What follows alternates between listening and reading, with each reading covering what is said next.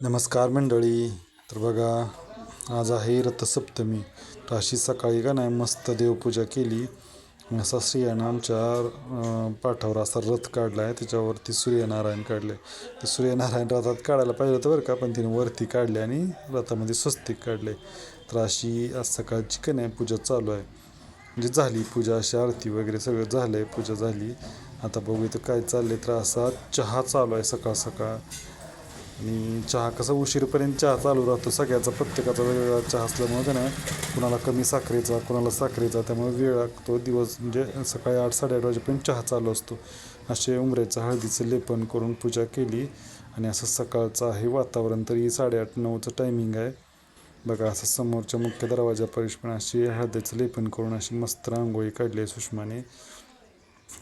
बघा कसं वाटतंय तुम्हाला वातावरण. सकाळी हळदीचं लेपन केलं ना घरात, अगदी मस्त वाटतं, प्रसन्न वाटतं बरं का. आणि इथं तुळशी वृंदावनापाशी पण असा सूर्यनारायणाचा रथ काढला आहे. तर बघा, ह्याला तीळ तांदूळ व्हायचे असतात आणि त्याची अशी पूजा करायची असते. अशी केली आज रथसप्तमीनिमित्त सूर्यनारायणाची पूजा. आणि याला दुधाचा नैवेद्य दाखवतात आणि दूध उतू घालतात याच्यासमोर. आणि आजपासून उन्हाळा सुरू होतो. हळूहळू थंडी कमी होत जाते काय करते आणि सकाळ सकाळ उन्हाळा वाढत जातो. का?